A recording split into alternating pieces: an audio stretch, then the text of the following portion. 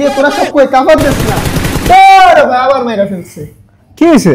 আরে ভাই আর বলেন না, একটু গেম খেলতে গেলেই ফোনে এত পরিমাণ গরম হয় আর অন্যদিকে ল্যাগ তো আছেই ভাই। গরম হয় তাই তো? দেখেন ভাই। ওরে ভাই এই তো সেই গরম রে, আমার শার্টটা আয়রন করা যাবে। খালি একটু আয়া পর তোরে মাইরা আমি ঘুমামু ভাই, আমার ঘুম হয় না। ভাই আপনিও কি এরকম সমস্যার সম্মুখীন হয়ে থাকেন? আপনার জন্য আছে প্লেক্সটন EX2 আলট্রা। বক্সের উপর থেকে দেখে অনেক সুন্দর লাগতেছে, চলেন আনবক্সিং করে দেখি।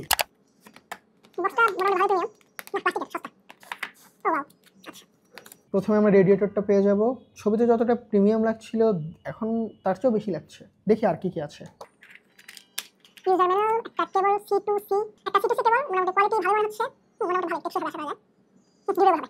আরও সাথে দিচ্ছে একটা অ্যান্টি স্ক্র্যাচ ফিল্ম এবং হচ্ছে একটা ম্যাগনেটিক ডিস্কো ফ্রিতে দিচ্ছে। ও ওয়াও, ভালোই তো। জিনিসটা দেখতে যথেষ্ট সুন্দর, চলেন কানেক্ট করে দেখি। ও রে ভাই, 8GB এফেক্টটা অনেক সেই, মানে পুরাই সেই ভাই। আর এই কুলারটিতে আপনারা একটা টাইপ সি ইনপুট পেয়ে যাবেন, অন্যদিকে একটা বাটন পাবেন যেটাতে আপনি পাওয়ার অন অফ করতে পারবেন কুলারটির। এই কুলারটা ইউজ করতে হচ্ছে 12 ওয়াটের প্রয়োজন হয়, তো সেক্ষেত্রে অবশ্যই আপনার একটা এক্সটার্নাল পাওয়ার সোর্সের প্রয়োজন হবে এটি ইউজ করার জন্য। সত্যি বলতে রেফ্রিজারেটর প্লেট থাকার অন্যান্য কুলারগুলোর তুলনায় একটু বেশি ঠান্ডা হচ্ছিল। এই কুলার ইউজ করার পর পার্থক্যটা আপনি নিজেই বুঝতে পারবেন, টেম্পারেচার থেকে পারফরমেন্স সবকিছুতেই। তবে একটা সত্যি কথা বলে, আপনি যদি আমার মতো নুব গেমার হন তাহলে ভাই যতই কুলার লাগান যাই লাগান কোনো লাভ নাই।